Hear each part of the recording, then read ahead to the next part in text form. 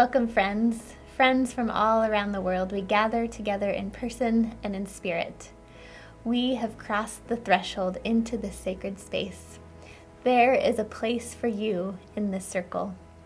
In our Godly Play circles, we begin by marking time and telling stories of God's work in the world. Much like the wise ones following the wild star, Godly Play has been on a journey of following a wild star, and we are excited to see where that wild star will take us.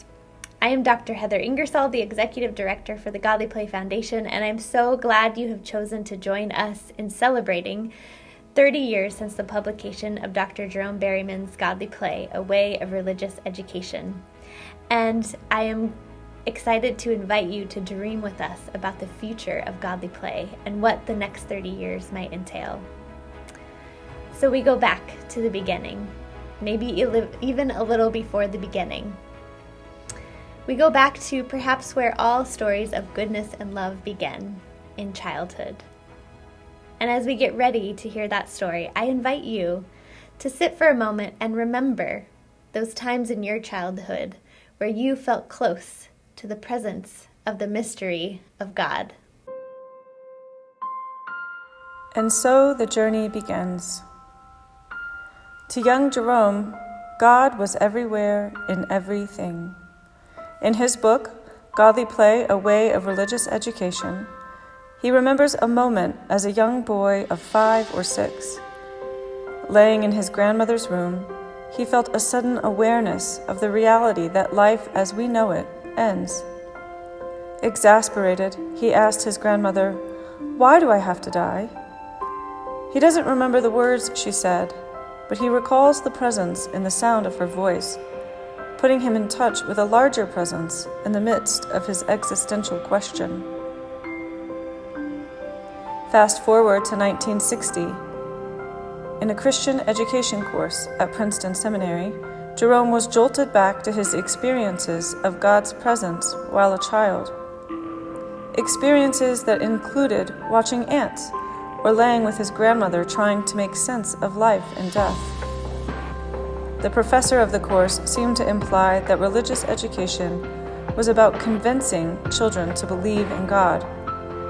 But Jerome knew from his own experiences as a child, children need no convincing. They've already experienced the mystery of God's presence.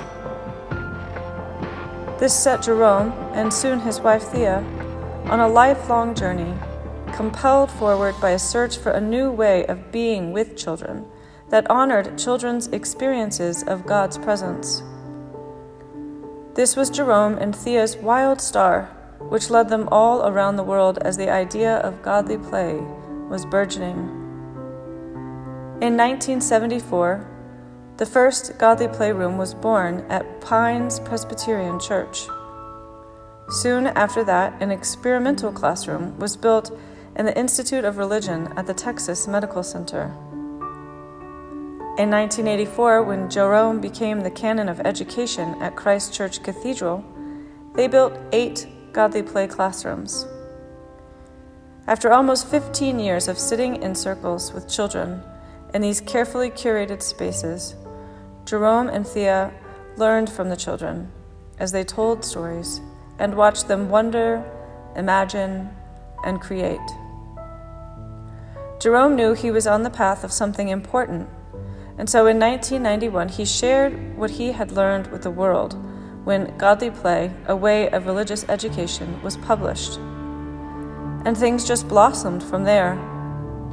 As Jerome traveled the country telling stories, people grew to love this way of learning. Since the foundation was officially incorporated in 1997, we have hosted 9 North American conferences, 8 training of trainers, several research fellows, and hundreds of core and advanced trainings. The light of Godly Play could not be contained and soon spread globally. The curriculum is now translated into 25 languages. Godly Play is used in over 60 countries, many of which have their own associations and large networks, lead regular trainings, and host conferences. Behind every piece of growth of Godly Play is a mosaic of stories of how Godly Play has touched the lives of hundreds of people around the world. We continue our journey by sharing some of those stories. Hello, everyone. My name is Mark Morris, and I'm from Alfred Street Baptist Church. My first encounter with Godly Play was a special session with Rosemary Bill. It was Reverend Dr. Judy Finters Williams and a few others. It was my introduction to Godly Play. It all seemed interesting when Rosemary talked about the concept. The room being a sacred place, the doorkeeper and the stories on the shelves. Then came the time to tell the story. When Rosemary began the story, running her fingers through the sand, setting up what was to come, she never lifted her head. Her voice was soothing, and the story of the great family captivated me. It mesmerized me, and I have since then never looked back. The interaction with the children was outstanding. It was more than just telling another Sunday school story. There were more interactions with the content, more questions and opinions from the children whom Godly Play is designed. I got great gratification in working with Mr. Ethan Carr and setting up our first 2 rooms during the open house. I had the honor of performing the 10 best ways for the parents. As the Bible said, many, in this case a few, became believers. My goal is to continue to teach in the classroom and also to become a trainer.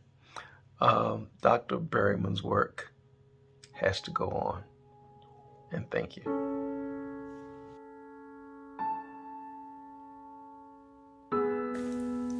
Hi, it's Judith Roberts here from Sydney, saying g'day from down under, from Godly Play Australia. I wanted to share in this 30-year celebration because Godly Play has turned my life inside out and upside down, and it's been a wonderful journey of all sorts of things happening really in Australia to do with Godly Play. We've managed to train trainers and do core training and other trainings in every state and territory.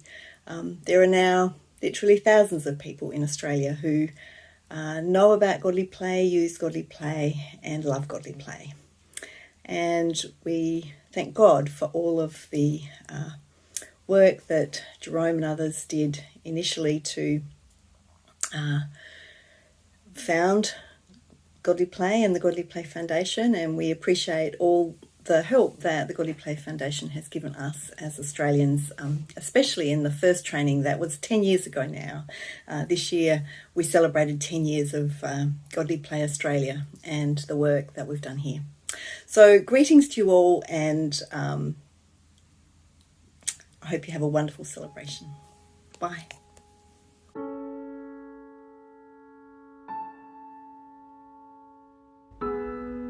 My name is Emily Keniston, and I am a Godly Player. My experience with Godly Play began when I was young. I was very blessed to grow up in a family that valued storytelling and sacred space and seeking God and learning to know God in new ways. And so when I became part of my first Godly Play circle, I was actually a bit older in my childhood, and it seemed like a perfect fit right away. I knew I was home because in that circle, I was learning new things, and we were telling stories, and we were wondering. We were using our minds and our hearts to find God and find each other and find our own way. And as a child, that was invaluable to me. When I lost my way, I knew that there was still a good shepherd who was waiting to lead me back to fresh, clear water and good green grass. And I think that sense of wonder and that sense of safety has been invaluable to me. As an adult, I continue to tell stories. I convene circles in my church, and that continues to be a growing experience for me right along with the children.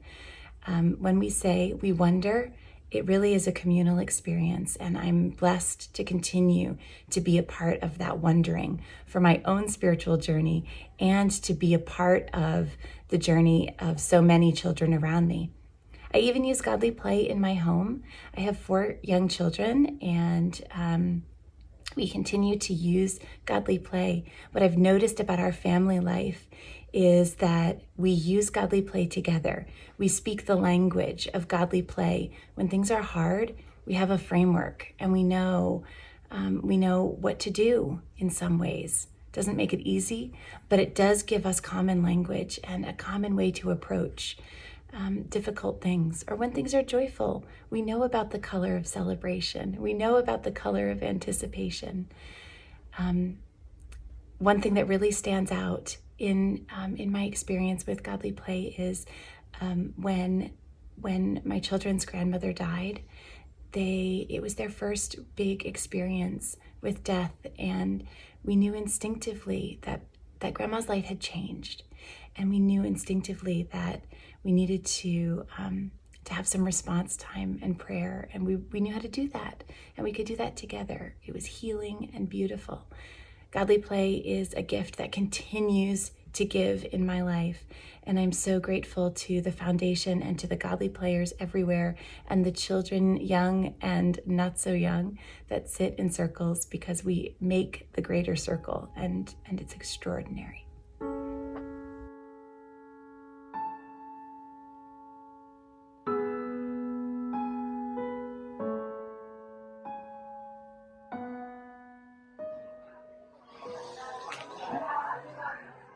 Hello, my name is Ruth Garcia.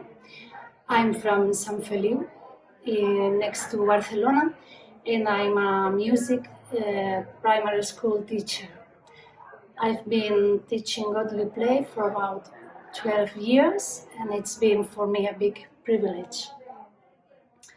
At the beginning, it was a bit difficult because it's very different from my work. For example, I could not look at the eyes of the children, but with time I got used to it, and it was fantastic, also with the help of the edited books. I must say godly play has been a big blessing in my life. I could enjoy the stories. I was born in a Christian family, and all those stories I could know them in Sunday school when I was a child. So now I had the opportunity to return to those stories in a different way.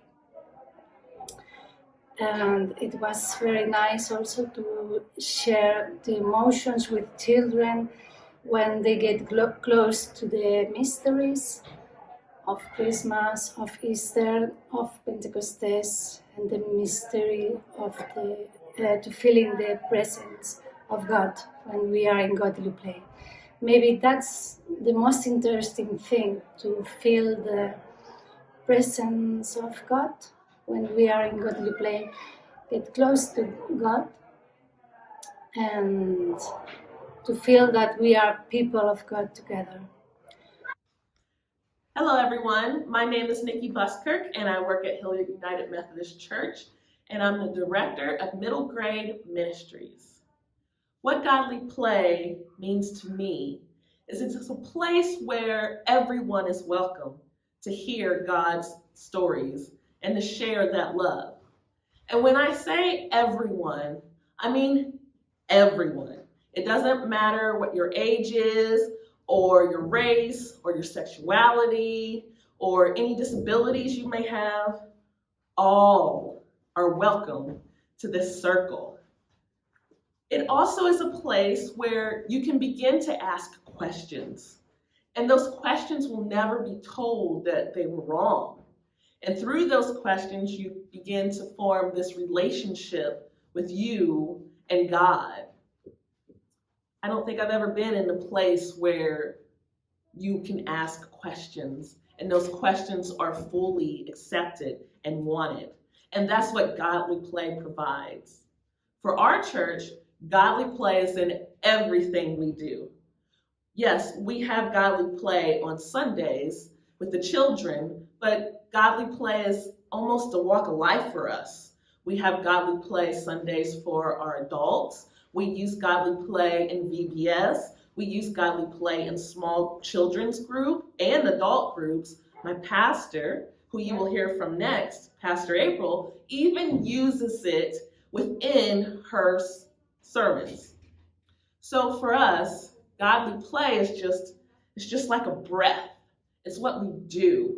And I love that it encompasses every walk of life, no matter where you're from or what your experience. Godly Play is there welcoming you like a big hug.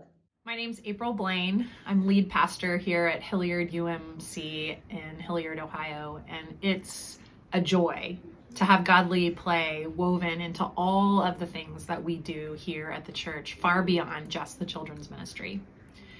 One of the shifts that I think is essential for us to have in the coming years is to move from this idea that God is somewhere out there beyond us, somewhere that we need to work towards to achieve and appease and maybe be good enough to achieve God's love, and move instead to this idea that this is a first-person God, a God who lives within us, a God who is already alive and at work in our lives, and to trust the work of God within each of us.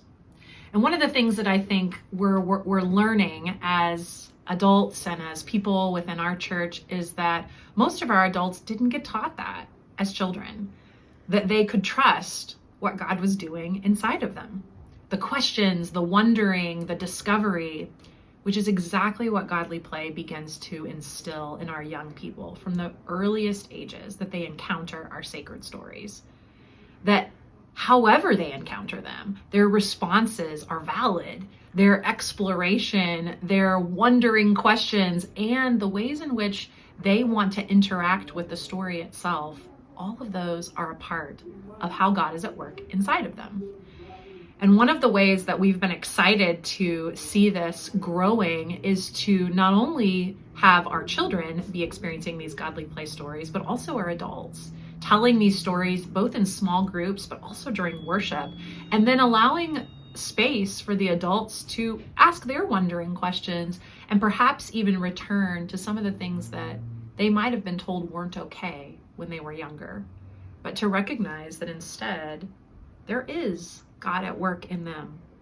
And those questions and those wondering and those delightful engagement of the stories are all a part of it.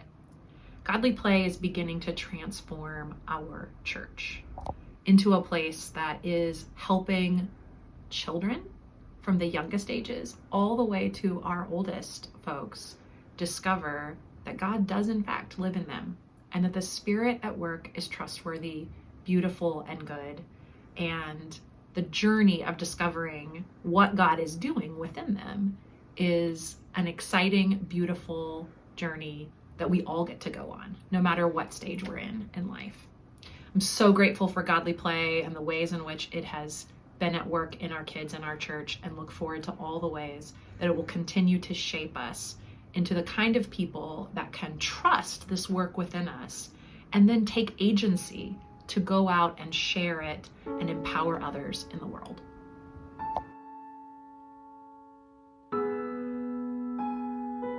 Hi, my name is Lisa Hamilton, and I practice Godly Play in Montevideo, Uruguay, at a small international church where my husband John is pastor. Godly Play turned my life inside out. I have worked with children and loved children all of my life, ever since I was a kid myself. Godly Play has connected with me and connected me with children in indescribable ways. I was trained as a teacher, and then I returned to Bogota, Colombia, where I grew up as a missionary kid. And during those years in Colombia, I taught a parenting course, probably to hundreds of parents, all of these adults who were anxious to relate to and help and cultivate their relationship with their child and their children's spirituality. And that was before Godly Play. After Colombia, we came to Uruguay. Montevideo is the capital city. Uruguay is a tiny little country, only 3 million people, between the massive giants of Brazil and Argentina. And who are Uruguayans? Well, the culture is a secular culture. It's understated. And being a capital city receives many international people. These global nomads, like they're called, are people that come through Montevideo on a tour of anywhere from 2 to 6 years. So we have this very international and transitional element to our church because of the diplomats. We also have immigrants and refugees. And so we have a variety on the economic or socioeconomic spectrum as well. We have been practicing Godly Play at Christ Church for 15 years, and our Godly Play room is called Wonderland. Godly Play fits us so well. For one, because we are a multi-age, multinational, and bilingual community. And so the children are as well. At this moment, we have a bit more than 15 children from 10 different countries. Imagine. Godly Play fits because of the contemplative spirituality element. That goes quite well with the culture here in Uruguay, but also goes quite well with us, the idea of slowing down and listening, wondering together, being creative, silence. How important all of these things are for our own spirituality and definitely for our children. Godly Play fits because it's an easy, natural way to pay attention to the little people. So families who have tasted Godly Play here, when it comes time to moving away, look for another Godly Play church, a place where their children's spirituality can be fostered and where they can grow together as a family from the inside out.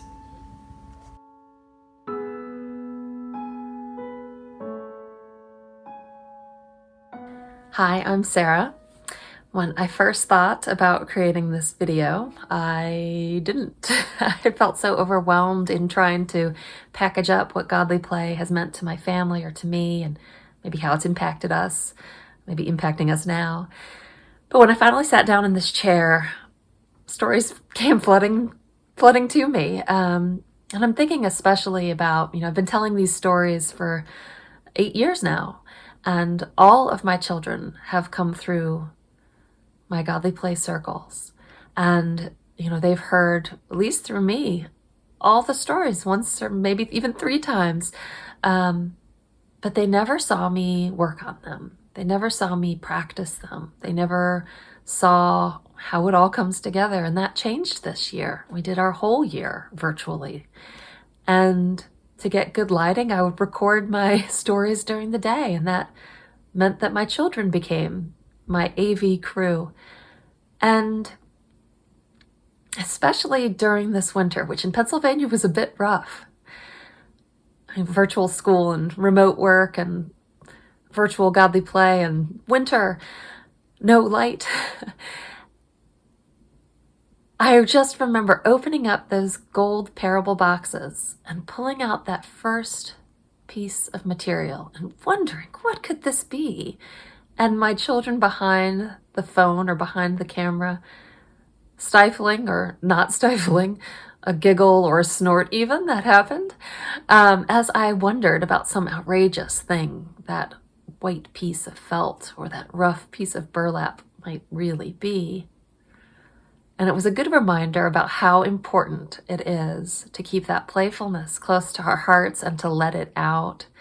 And that at least I knew at least once a week I would have some otherworldly help in summoning that playfulness when maybe I wasn't feeling it at other times. And it was good therapy. So that's for my family in the now. The second story is probably a little bit of myself and the children also. And that is that somebody in our church family recently died, and he was not somebody who was full of years. Quite the opposite. He was very young and had very young children who had all been in my Godly Play circles in the last 4 years. And when we came to this socially distanced sanctuary, when the reader began the first lesson, it was, "The Spirit of the Lord God is upon me, because the Lord has anointed me. He has sent me to bring good news to the oppressed, to bind up the brokenhearted, to proclaim liberty to the captives and release to the prisoners," and on and on. And then it was that thing where you're transported in time and space. And I was back in my Godly Play circle with my young Godly Play friends, and we were unrolling that scroll of Isaiah and reading from it as Jesus had. And gosh, that story is full of transformations, isn't it? And I knew that those changes were coming for our church family, and especially this young family. And for me, it brought me great comfort to be so close to that story, to have almost lived parts of that story in playing with it. And it brought me so much comfort and peace. And I hope that for, the children of our church family, that maybe they will recall a part of that and be transported back to that time of closeness and comfort and safety, because that's what it did for me. Now, when I asked my children about what they thought of the reading, they all wanted to talk about the desert box. They wanted to talk about the great family and stars and grains of sand and special places and the feeling of being alone, but with God. And gosh, I'm so grateful that is, I feel, what Godly Play has given to them. I don't know where they would be getting it anywhere else. And for that, entirely grateful. And so for all of you out there, gosh, I love you all so much. And it brings me great comfort and peace and happiness to know that you're all out there too, telling these same stories. And whereas we once all maybe gathered in a very similar way, maybe we're trying new ways of gathering, but that we're still doing it. And I'll look forward to a day when we can gather in person again. But for now, just knowing that all of you are out there, that this huge family of families is out there, is a great source of comfort and peace to me. So much love to all of you out there, and looking forward to future days. As you can see, Godly Play has grown and expanded in so many ways in the last 30 years. And a lot of that is due to a small, dedicated group of donors who have helped support us along the way. We invite you to join that group of donors and help us live into bigger dreams than we ever could imagine for the next 30 years. We have dreams to make Godly Play accessible and open to anyone who wants to experience it. We have dreams of building a wider and larger network of adults committed to the centrality and capacity of children. We have dreams of building spaces around the world for children to come make meaning, find hope and purpose, and make sense of the mystery of God's presence in their lives. And we invite you to join us on this journey. Maybe give $30 in celebration of 30 years. Or give what works for you. Anything is important to the work that we are doing in the world.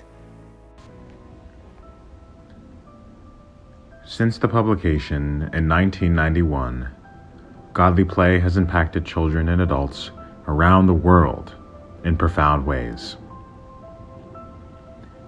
Godly Play is now a global organization with divisions focused on training adult mentors, research in children's spirituality, curriculum and material development, and international advocacy, all designed to expand opportunities for children to come close to God and find meaning and purpose.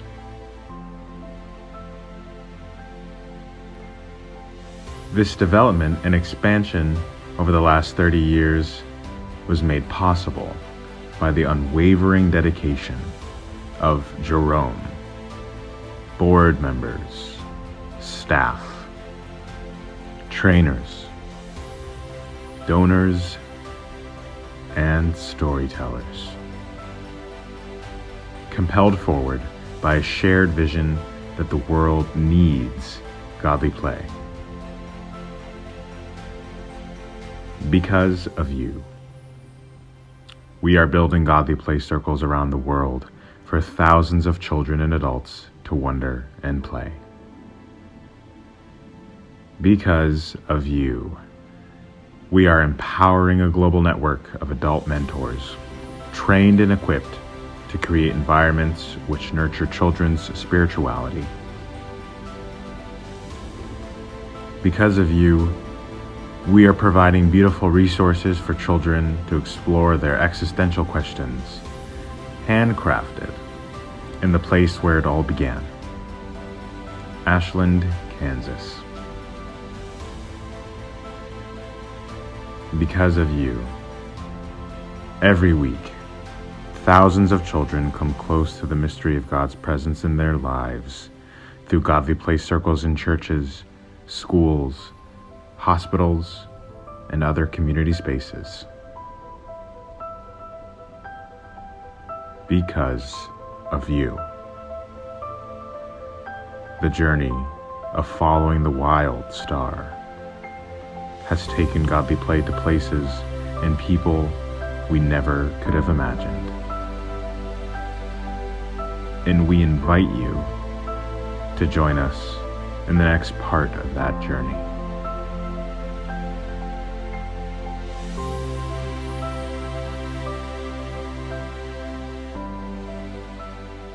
Hello, my name is Ebony Grissom. I am a missioner and I love godly play. I'm delighted to have a few moments to talk about my experience with godly play and to invite you to imagine the experience with me. I was introduced to godly play during my first year of seminary. I am really fortunate to have had a Christian education professor, Dr. Fred Eady, who just loved the curriculum and the program. And really early in my time there in the fall semester of my first year, he took us to the nearby congregation that offered godly play, and one of the storytellers told us a story. I was captivated instantly. And I wanted to know, how can I become part of this circle? It was my first time learning about godly play, hearing about godly play, and certainly experiencing a story. And as an adult, I could appreciate how much it captured my imagination and could only imagine how much more that it would do for a child. Thankfully, I had the opportunity to go to a training and to become a doorkeeper. And I spent the next few years doing that and eventually or occasionally telling a story when my schedule allowed. I remember thinking, even in that first training, I would love to be a part of this. How can I make this a part of my life and a part of my growing ministry? I often say that thoughts are prayers, and eventually that prayer came to fruition when now Mother Schultz invited me to become a missioner. I was delighted to say yes, to be in the company of so many other phenomenal women, spectacular storytellers who are not only committed to godly play, but committed to children's formation. And I learned, as I have shared with Heather, that when we say yes to godly play, we say yes to each other. without knowing or expecting, my ministry horizons and my circle expanded in ways that really can only be described as an answer to prayer. So while I'm not a storyteller right now, I'm not in a classroom as much right now, I am still committed to the work of Godly Play and expanding the circle, widening the circle for not only children, but for adults and congregations, other worship communities who are looking for an imaginative, tactile, creative, but deeply rooted in Scripture, a way to invite children to see themselves in the story of God. I know how much this experience has meant to me, and my participation and donations, I pray, can do something similar for others.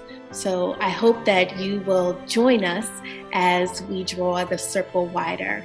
Dr. Berryman, thank you for your vision, for your ministry, and for your dedication, and everyone who works together to make Godly Play the joy that it is. We thank you.